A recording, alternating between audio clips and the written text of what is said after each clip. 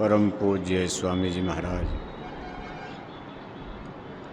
हमारी संस्था के प्रमुख संस्था अध्यक्ष, वक्त के सद्गुरु पूज्य हुजूर महाराज जी आज के इस सत्संग समारोह में भाग ले रहे सभी सम्मानित सत्संग धर्म प्रेमी भाई बहनों, प्यारे बच्चों, परम पूज्य स्वामी जी महाराज का पावन वार्षिक भंडारे का कार्यक्रम 17 मई से 21 मई सन 2025 इस आश्रम की पावन पवित्र दरगाह में इस समय चल रहा है।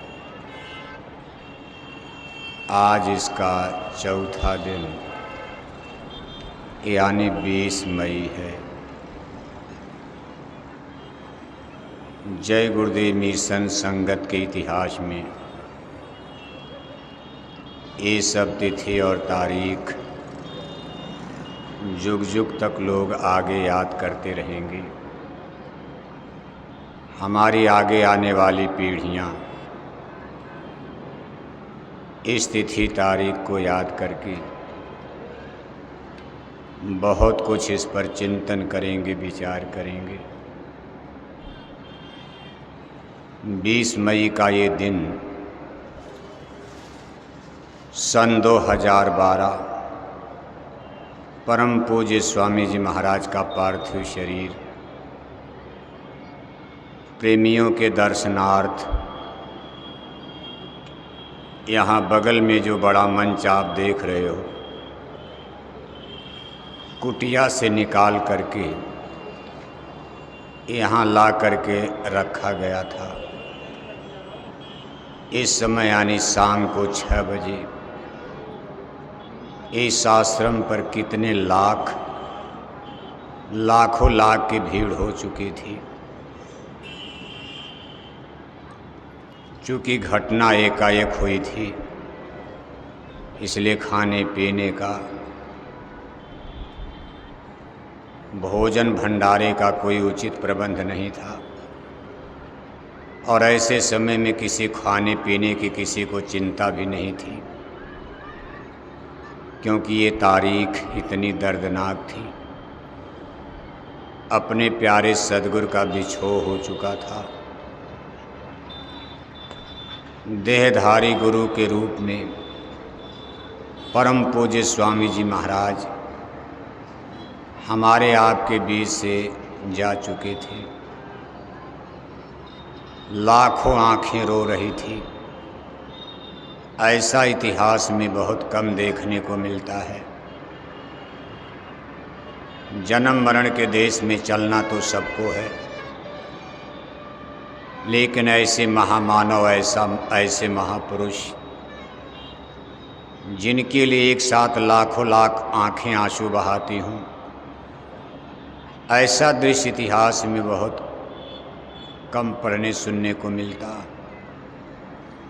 20 मई सन 2012 सायंकाल 6 बजे इस आश्रम पर लाखों लाख आँखों से आंसू गिर रहा था। उसी बीच में कुछ ऐसी भी घटनाएं जिसको हम आप छिपा कर भी नहीं छिपा सकते। इतिहास ने उसको बड़ी गहराई से देख लिया है। आने वाले इतिहास के पन्नों पर वो भी लिखा जाएगा कि कुछ लोगों ने यहाँ अभद्रता भी कर दी थी, ऐसे कार्य कर दिए थे जो किसी परमार्थी गुरु भक्त को शोभा नहीं देता। लाखों आंखें रो रही हों और कुछ लोग झगड़े झंझट में फंस गए थे। इतिहास कभी ऐसे लोगों को माफ़ नहीं करेगा। सबको उस दिन आंसू गिराना चाहिए था, लेकिन कुछ लोग झगड़े झंझट में फंसे थे। खैर, गुरु महाराज की दया कृपा से कोई अनहोनी घटना 20 मई को नहीं हुई, नहीं तो ये 20 मई का दिन सन 2012 संगत के इतिहास में कलंक हो जाता। खैर आगे 21 मई आएगी, यानी कल का दिन। गुरु महाराज को चंदन की लकड़ी पर मुखाग्नि दी गई थी सायंकाल करीब 5 बजे, इसी स्थान पर जहाँ इस समाधि की स्थापना हुई है। हमको आपको इस पर चिंतन विचार करना चाहिए। गुरु महाराज की सारी शिक्षाएं, उनका सारा ज्ञान बोध पढ़ाया लिखाया प्रेमी सत्संगी भाई बहनों ने वृथा कर दिया, बेकार कर दिया। खैर गुरु महाराज का क्या नुकसान, मल्लाह तो निकल जाएगा, जो नाव से कूदेगा डगमगाएगा, डूबना तो उसको है। कोई इधर गिरा कोई इधर गिरा, थी जगह न कोई जहाँ गिरा। आज कितनी बड़ी संख्या में हमारे सत्संगी भाई बहन तमाम सस्पेंस में, संशय में, भ्रम में जूझ रहे हैं। कितने लोग अपने गुरुद्वारे को ही छोड़ करके चले गए। सन 2012 से 2025 आ गया, करीब 13 बरस का समय बीत गया, वो अपने गुरुद्वारे का दर्शन भी नहीं कर सके। वो लोग ये कहने लगे कि नरक भले जा सकते हैं, लेकिन मथुरा जाना हमको मंजूर नहीं। बताओ आप, ये कितना बड़ा उनका ज्ञान है, भ्रम है।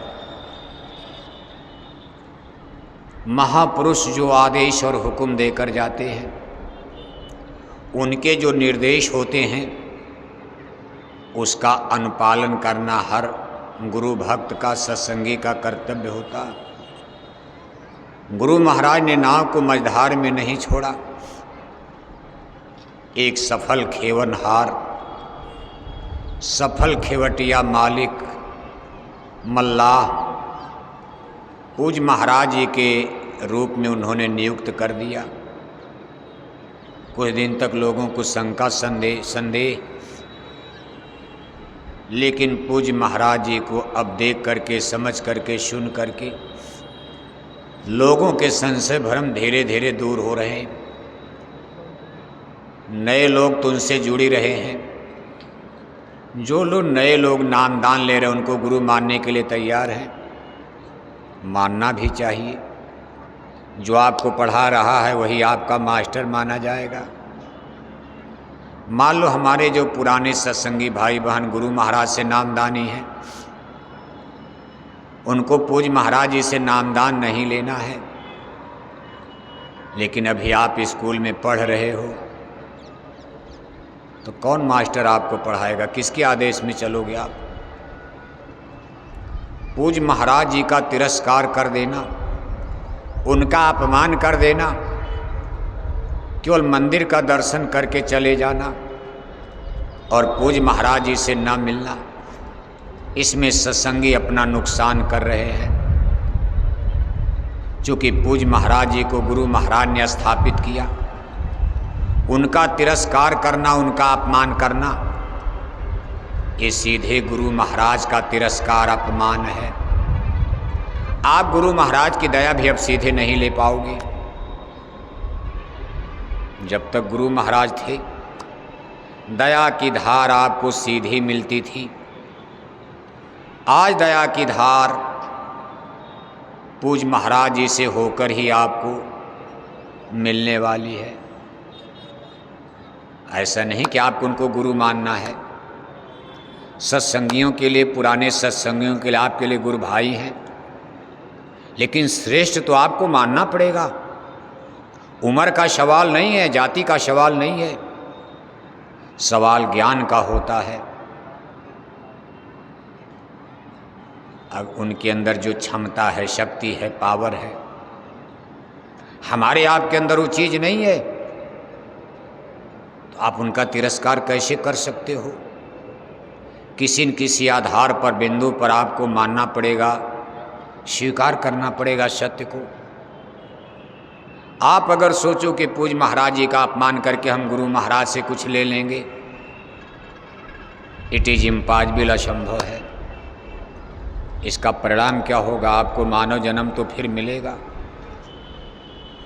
मरने के बाद आपको फिर मानव जन्म मिलेगा। खैर नरक तो नहीं जाना है, गाय बैल कुत्ता बिल्ला में भी बनने की संभावना नहीं है,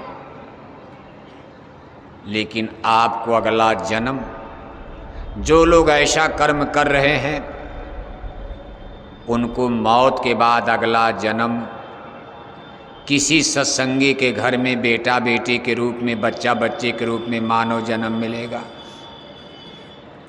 माता पिता जब आप सयाने हो जाओगे लेकर के मथुरा आएंगे, आगे 10-20 साल के बाद फिर आप आकर के पूज्य महाराज जी से ही नामदान प्राप्त करोगे आप। लेकिन अगली बार आपको केवल जय गुरुदेव नाम से आपका काम बनेगा। अभी तो आपके कर्म की गठरी भारी है।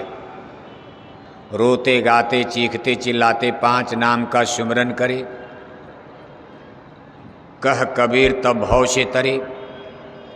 आप 5 नाम का सुमिरन करते करते थक रहे हो, लेकिन अगले जन्म में जब आप आओगे, आपको इसको वक्त गुरु कहा जाता है। जब आपका दोबारा जन्म किसी सत्संगी के घर में होगा, और दोबारा जन्म होना ही होना है, अंदर में शब्द नहीं प्रकट हुआ, अंदर में प्रकाश नहीं प्रकट हुआ, सुमिरन अभी पका ही नहीं, बना ही नहीं, अमर देश सतलोक जाने की सारी संभावनाएं खत्म हो गई। अब आपका बुढ़ापा आ चुका है, सुमिरन भी आपका पक्का नहीं होता। सुमिरन में आगे का पीछे, पीछे का आगे करते हो। किसी धनी का नाम रूप किसी का देखने लगते हो, आवाज़ किसी की सुनते हो, माला किसी की चल रही, ध्यान किसी का करने लगते, तब तक सो जाते हो। जब सुमिरन ही अधूरा और कच्चा है तो ध्यान भजन बनने की कोई संभावना नजर नहीं आती। जब कोई कमाई बनी नहीं रही है, अमर देश सतलोक का सौदा इतना सस्ता नहीं है। अब हमारा ये मतलब नहीं कि इतनी बड़ी संगत में कोई नहीं है माई का लाल। बहुत से लोग हैं जो घंटे संग की आवाज़ सुनते हैं, बहुत से लोग हैं जो ज्योति स्वरूप का, भगवान भास्कर का अंदर में दर्शन करते, बाहर के भगवान सूर्य का नहीं, अंदर में भगवान सूर्य का, भास्कर का दर्शन करते। ऐसे बहुत से लोग हैं जो निकलेंगे, लेकिन इनकी संख्या 1% से भी संगत में कम दिखाई दे रही है। बाकी सब लोग उसी तरह हैं, सस्पेंस। सत्संग का भी कोई असर नहीं, बिल्कुल एकदम जड़ बुद्धि, समझ में नहीं आता कि क्या निराकरण किया जाए, सही है कि गलत है, मथुरा जाना सही है कि मथुरा को छोड़ देना सही है। कभी मथुरा चले आए, कभी छोड़कर किनारे हो गए, किसी ने बहका दिया। ऐसी परिस्थिति में क्या कहा जाए? विद्यार्थी इतना कमज़ोर रहेगा तो कैसे स्कूल में पास कर पाएगा, कैसे डिग्री मिलेगी, कैसे वो आगे निकलेगा? हम सब लोग कमज़ोर विद्यार्थी साबित हो गए। सत्संग तो गुरु महाराज ने गुड़ से गुड़ सुना डाला, लेकिन पल्ले कुछ नहीं पड़ा। एक कान से सुना, एक कान निकाल दिया। अब आप किताबों का भरोसा करते हो। जब गुरु महाराज ने सुनाया तब तो सुना नहीं, अब कहते भाई किताब पढ़ा जाए। किताबें गलत भी हो सकती हैं, किताबें तो छापी गई हैं। गुरु महाराज का 70, 72 का 60 का सत्संग, उस समय इंटरनेट, कंप्यूटर, मोबाइल नहीं था। टेप रिकॉर्ड में भरकर उसको डुला डुला कर लोग नोट करते थे। मान लो लिखने वाले से कोई भूल चूक हो गई, मशीनों की छपाई में कोई गलती हो गई। अब गुरु महाराज का 60 साल का सत्संग कहाँ मिलेगा बताओ आप? किसी का टेप ही खराब हुआ गया, एक ही टेप चल रहा है, टेप हो ही नहीं पाया। उस समय गुरु महाराज ने क्या कहा? थोड़ा सा आपने सुन लिया, लेकिन किस प्रसंग में कहा गया, क्यों कहा गया, इंदौर में कहा गया कि बम्बई में कहा गया, ऐसा कोई प्रमाण ही नहीं मिलता, इसलिए किताबों का भी बहुत भरोसा नहीं किया जा सकता। पत्र पत्रिकाएं, गुरु महाराज के बारे में बहुत सी किताबें प्रेमी लोग लिख रहे, लेकिन इसमें सबकी मानसिकता झलक रही है। मुंडे मुंडे मतिर भिन्ने, जिसके दिमाग में जैसा विचार है अपने विचार के मुताबिक लोग किताब मनमाना छाप रहे। किताबें पढ़ने से और सस्पेंस पैदा होता है। एक किताब लिखने वाला जिस बात को सही बता रहा है, दूसरा किताब लिखने वाला उसी बात को गलत साबित कर रहा है। इसलिए आपके लिए अब एक ही उपाय है, पूज्य महाराज जी की तरफ देखो आप। वक्त गुरु को खोज तेरे भले की कहूँ, वक्त का मास्टर, वक्त का डॉक्टर ही आपके काम आएगा। और आपको ज़्यादा पढ़ना लिखना नहीं है, बहुत दिमाग पर टेंशन मत लाया करो, बस वक्त के मास्टर, वक्त के डॉक्टर की बताई दवा को खाओ। वक्त के मास्टर से कुछ पढ़ना शुरू करो, किताबों में मत उलझो। जो दरबार का हुक्म हो उलझने का मत। करना क्या है, बस जो दरबार का आदेश उसका पालन करो। आप जो भी दरबार से हुक्म मिल जाए उसका पालन करो, वरना ये जीवन अब वृथा जाने वाला है। बहुत गई थोड़ी रही। तमाम सत्संगी देखो बुढ़ापे में चले गए। 2-4 बरस आपका जीवन शेष बचा है। दिमाग में शंकाएं भरे घूम रहे हो। जब तक हैं शंकाएं मन में तब तक होता ज्ञान नहीं। तब तक ज्ञान कैसे होगा? शंका जैसे बादल है, आसमान में बादल है तो भगवान भास्कर कैसे दिखाई देंगे? संशय सरप डसे मोहि भ्राता, दुखद लहर कुतर्क बहु भांता। जहाँ सस्पेंस और संशय होता है उसमें जीवन दुखमय हो जाता। चाहे पत्नी पर शंका हो जाए, दिन रात झगड़ा होगा। पत्नी कितनों बढ़िया भोजन पानी ला रही, लेकिन मन में शंका, अरे कहा हटो हटो। भाई पर शंका हो गई, भाई कितनों पैसा कमा के दे रहा, शंका है कि हमको कम देता है, ज़्यादा बैंक में बीबी के नाम जमा कर रहा, ज़्यादा पैसा है ससुराल भेजता है, भाई बेचारा तो दे रहा। शंका, शंका नाश करवा देती है। ऐसे मथुरा पर शंका, पूज्य महाराज जी पर शंका, फिर अपने गुरु महाराज पर भी शंका आपको। इसलिए प्रेमी भाई बहनों, आप शंका से निकल जाओ। एक साधे सब सद है। ये अकल बुद्धि का सौदा ही नहीं है। इसमें ज़्यादा बुद्धि लगाओगे मारे जाओगे। साइंस ऑफ सोल, अध्यात्मवाद, ये दृढ़ विश्वास और अनुराग का रास्ता। अनुराग और विश्वास, प्रेम करना और विश्वास करना। विश्वास भाई पक्के, इतना विश्वास कर लो कि गुरु को मानुष जानते कबीर तेरे अन। गुरु को सुपर पावर मान करके चलो आप। और जब इतनी शक्ति मानोगे, ऊर्जा के वहाँ ऊर्जा है, शक्ति, तो आपका प्रेम अपने आप होगा कि भाई हमारा कारज यहाँ बनेगा, यहाँ माल है, धन है, इनसे प्रेम करेंगे तो हमको कुछ लाख 2 लाख मिल जाएगा। लेकिन जब उनको आप गरीब मानोगे तब आप उनके पास क्यों जाओगे? कि अरे ये तो एक कप चाय नहीं पिलाएंगे। इसलिए विश्वास की जरूरत नहीं। आदमी माला माल है, लैंड लॉर्ड है, जमींदार है, राजा है, महाराजा है, इनके पास माल धन दौलत खजाने की कमी नहीं है। इनसे अगर हमने प्रेम कर दिया, इनकी सेवा कर दिया, इनके आदेश में चलते रहे तो एक दिन हमारी गरीबी चली जाएगी, हमको भी माला माल कर देंगे। एक नज़र घुमा देंगे तो लाख 2 लाख तो इनके लिए कुछ नहीं है। इसलिए विश्वास और अनुराग दोनों साथ चलता। विश्वास और प्रेम, मिलन रघुपति बिन अनुरागा। अनुराग यानी प्रेम। प्रेम वही होगा जहाँ कुछ मतलब होगा। बिना सुर नर मुन सबकी यह रीति, स्वार्थ लाग करें सब प्रीति। वैसे परमार्थ में भी स्वार्थ है, भाई हमारी आत्मा का कल्याण हुआ, स्वार्थ है तो है, लेकिन इसको परमार्थ कहा जाता। ये मन और माया के परे का विषय है, जीवात्मा का कल्याण, इसलिए इस स्वार्थ को परमार्थ कहा जाता।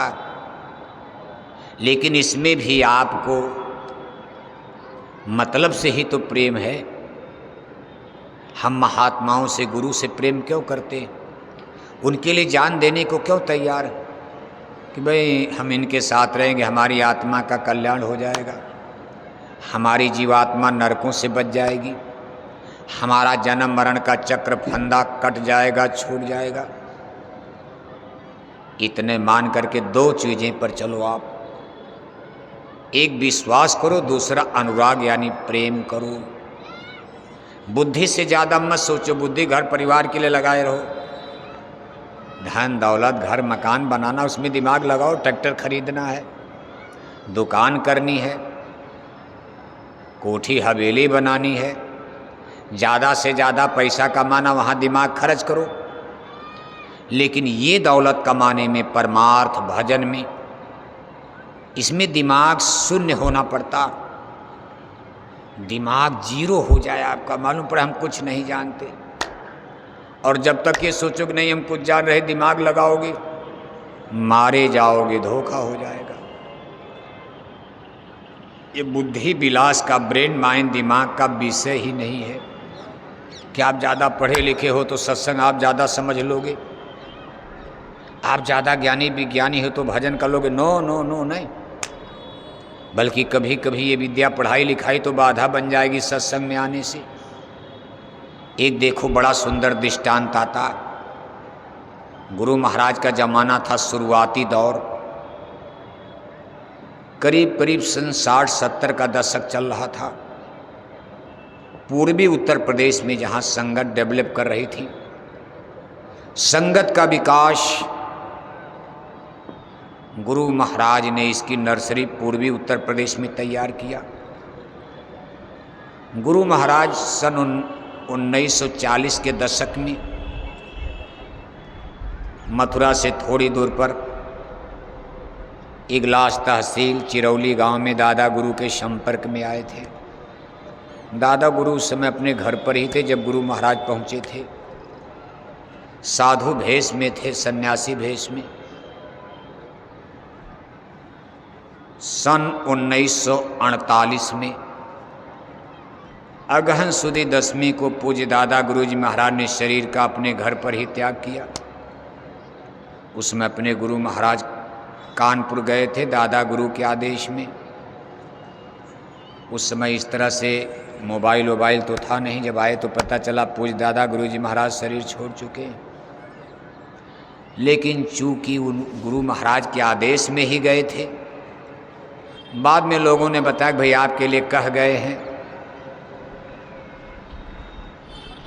कि हमारे बाद ये काम जीवों को जगाने का, सत्संग का काम वही देखेंगे। गुरु महाराज का नाम बताया, ईमानदारी से लोगों ने बता दिया।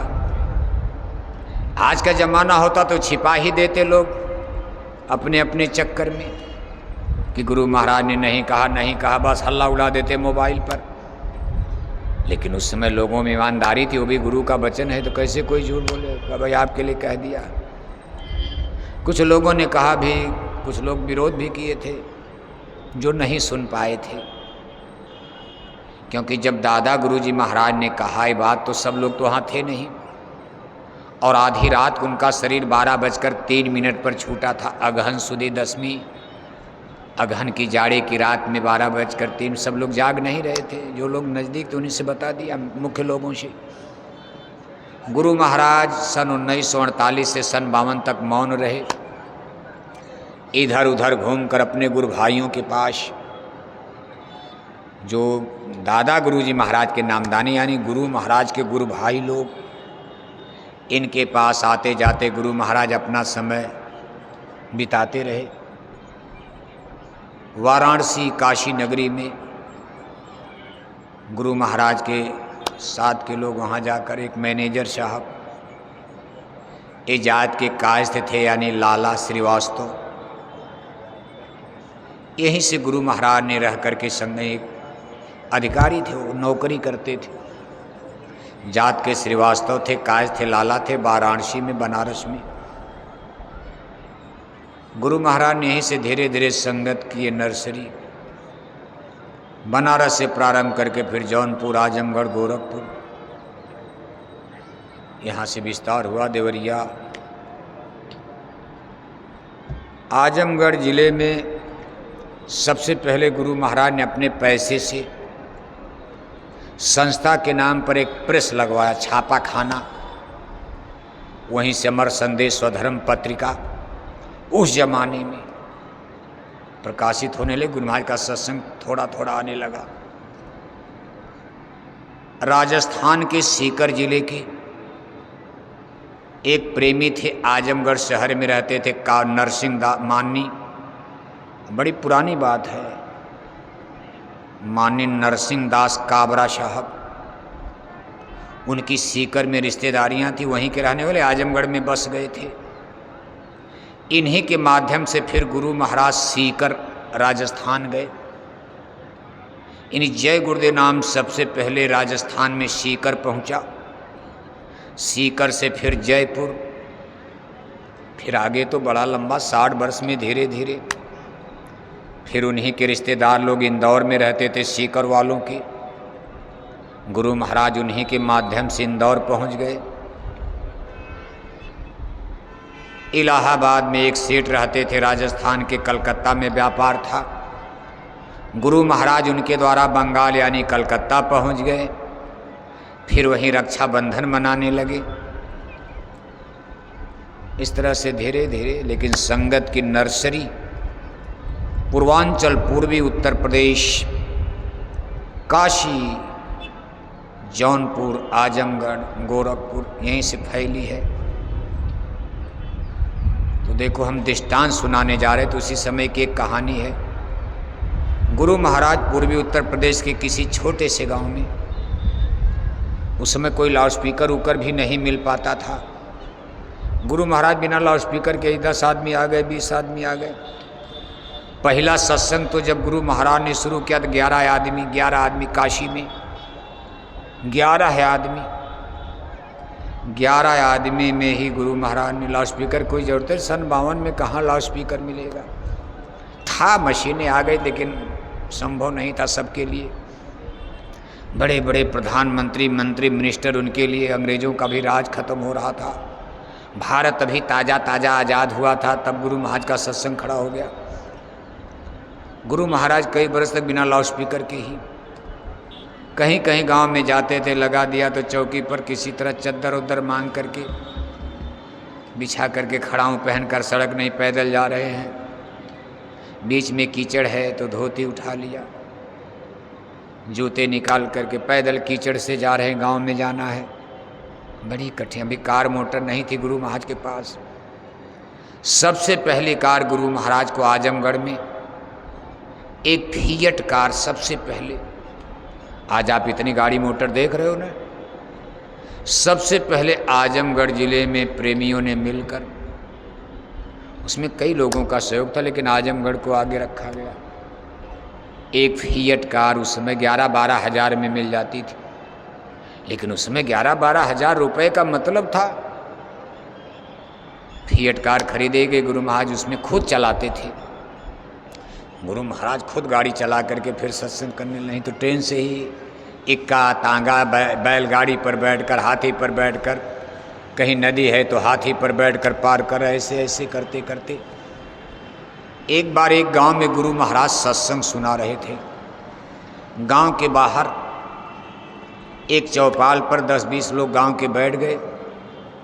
गुरु महाराज ऐसे चौकी पर बैठकर बिना लाउडस्पीकर के सत्संग सुना रहे थे। गांव में एक बहुत पढ़े लिखे वकील साहब रहते थे। वो सुबह सुबह निकल करके अपनी ड्यूटी पर अदालत, कोर्ट में जा रहे थे, कोट वोट पहन करके। गुरु महाराज को दोनों ने देखा तो वहाँ खड़े हो गए, और 10-20 आदमी सामने बैठे हैं, 2-1 लोग साथ में सेवादार खड़े हैं। अब एक ही गाड़ी में कितने, इतनी संगत भी नहीं थी। गुरु महाराज के साथ 2 ही लोग गाड़ी में 2-3 लोग बैठकर चलते थे तब। वकील साहब खड़े हो गए और गुरु महाराज को रोक दिया, कहा महाराज जी ठहर जाइए, पहले हमारे प्रश्न का उत्तर दीजिए तब सत्संग सुनाइए। तब गुरु महाराज ने कहा बच्चा अच्छी बात नहीं है, अरे हम सुना रहे, जनता सुन रही, पहले पुरानी बात हमारी हो जाने दो, इसके बाद आप प्रश्न करना, हर प्रश्न का उत्तर हम देंगे। ये अच्छी बात नहीं कि बीच में टोका टाकी किया जाए, आप भी बैठ कर सुनो। वकील साहब ने कहा मैं इतना मूर्ख नहीं हूँ कि मेरे पास इतना समय कि आपका ये मैं सत्संग सुनूं, हमको अदालत जाना, आप जनता को बेवकूफ़ बना रहे हैं। अब पढ़े लिखे लोग तो ऐसे सोचते हैं, घमंड की भाषा। गुरु महाराज का नहीं भाई ऐसा नहीं, कहा ना आप जनता को बेवकूफ़ बना रहे हैं, हमारे प्रश्न का उत्तर दीजिए। तो गुरु महाराज भी थोड़ा सा तेज आवाज़ में, कड़क आवाज़ में बोले, जैसे मालूम पड़ा। गुरु महाराज ने कहा वकील तुमको अपनी अंग्रेजी पर बड़ा घमंड है, हिंदी अंग्रेजी पर, पढ़ाई लिखाई पर। तुम हमारे केवल एक प्रश्न का उत्तर दे दो कि आज रात में तुम्हारी बीवी ने तुमको चप्पल से क्यों मारा था। वकील साहब सन्न हो गए, क्योंकि बात बिल्कुल सच्ची थी। रात में पति पत्नी में झगड़ा हो गया तो वकील और वकीलाइन, वैसे वकीलाइन अब वकील नहीं थी उनकी पत्नी, लेकिन भारत की अंग्रेजी अलग होती। डॉक्टर के यहाँ डॉक्टाइन, डॉक्टाइन कोई अंग्रेजी नहीं है, डॉक्टर शब्द तो अंग्रेजी है, लेकिन भारत में डॉक्टर के घर में क्या होती हैं, डॉक्टराइन। भले इंजेक्शन का पता नहीं है, डॉक्टराइन कक्षा 5 फेल, लेकिन डॉक्टराइन हो गई। मास्टर के घर में मास्टराइन अपने आप हो जाती हैं। भारत में डिग्री अपने आप बांट दी, ऐसे वकील के घर में वकीलाइन। वकील और वकीलाइन में रात में झगड़ा हो गया था। वकीलाइन ने चप्पल खींच करके वकील साहब को मार दिया था। वकील साहब कुछ नहीं बोले, सर नीचा कर ले। पढ़े लिखे लोगों की बड़ी दुर्दशा है। पढ़े लिखे लोग आईजी डीआईजी बनकर जब बंदूक राइफल लेकर सड़क पर चलते हैं, बड़े बड़े कलेक्टर, कप्तान, एसपी, जज, पूरे मथुरा की सड़कें कांप जाती हैं। लेकिन यही पढ़े लिखे धुरंधर, बड़े बड़े आईजी डीआईजी एसपी डीएम जब अपने घर में पहुंचते हैं रात में और सामने से बीबी चप्पल दिखाते थे, इनकी बंदूक राइफल गड़गड़ गड़गड़ गड़गड़ गड़गड़ कांपते हैं। जिनसे पूरा मथुरा कांपता है वो अपने घर में अपनी बीबी से कांपते हैं। जमाना बदल रहा है। वकील साहब चुपचाप मौन और चप्पल मार दिया। बच्चे दूसरे कमरे में सो रहे, किसी को पता नहीं, रात का समय था। वकील साहब को ये ताज्जुब हुआ कि ये बात इनको कैसे पता चल गई। खैर उसमें कुछ नहीं बोले, चुपचाप बैठ गए। अब उनको अदालत सब भूल गई, ड्यूटी व्यूटी वहीं बैठ गए। सत्संग खत्म हो गया, सब लोग प्रसाद बटी चले गए। वकील साहब चुपचाप किंग कर्तव्य विमूढ़ इसी सोच में बैठे हैं कि गुरु ये महात्मा जी कैसे जान गए। मैं और मेरी बीवी के अलावा तीसरा किसी को पता ही नहीं। गांव में मेरे बच्चे तक नहीं जान रहे कि मम्मी पापा में रात में जूतम पैजार हुई, चप्पल चला है। और महात्मा जी, मेरी बीवी यहाँ आई नहीं, मैंने इनको बताया नहीं, जाने कैसे। गुरु महाराज जब सब लोग चले गए, गुरु महाराज का वकील साहब पूछिए आपका क्या प्रश्न था, आप हमसे क्या जानना चाहते थे, प्रश्न कीजिए। वकील साहब ने कहा महाराज मेरा सारा प्रश्न खत्म हो गया, अब मेरे दिमाग में केवल एक प्रश्न नाच रहा है कि मेरे रात में जो घटना हुई सच है। आज मेरी बीवी ने मुझको चप्पल से मारा था, लेकिन महाराज जी ये जान कैसे गए आप, ये बात आपको किसने बताया, मेरे दिमाग में यही प्रश्न गूंज रहा है। गुरु महाराज हंसने लगे, कहा वकील ये संतों का साइंस ऑफ सोल है, अध्यात्मवाद है, चेतन विद्या है। ये बुद्धि विलास के परे की चीज़ है। ब्रेन माइंड दिमाग इसमें थक जाता, इसमें मन को मारना पड़ता, बुद्धि को मारना पड़ता, थकाना पड़ता।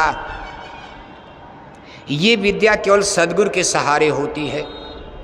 दिमाग से भजन नहीं होगा, बुद्धि से भजन नहीं होगा। सद्गुरु ओढ़ गहो मेरे प्यारे, कारज तेरा तभी बनेगा। जो गुरु चाहें तो छिन में उबारें। आप कितनों जंतर मंतर पूजा पाठ व्रत उपवास करके ध्यान भजन करो, नहीं होगा। कहा जतन करूं तो बन नहीं आवे। हारी हारी अब शरण पड़ारी, गुरमय गुनहगार अति भारी। गुनहगार स्वीकार करना पड़ता है, चाहे आप राजा हो रंक हो, लेकिन एक दिन अंतरात्मा से स्वीकार करना पड़ेगा, गुरु महाराज मैं अच्छा नहीं हूँ, मैं आपका गुनहगार बंदा हूँ, मुझसे जुर्म हुआ है, अपराध हुआ है, पाप की गठरी मेरी भारी है। मैं तब झूठा झूठा कूद रहा था, मैं बड़ा ज्ञानी हूँ, विज्ञानी हूँ, मैं बड़ा साधु हूँ, बड़ा मैं सज्जन हूँ, मैं बड़ा अच्छा हूँ, दुनिया मुझको अच्छा अच्छा कह के फूल के मैं कुप्पा हो जाता था। लेकिन गुरु महाराज आज मुझको पता चल गया, गुरु मैं गुनहगार अति भारी। क्यों? कि काम क्रोध हर छल चतुराई, इन संग मेरी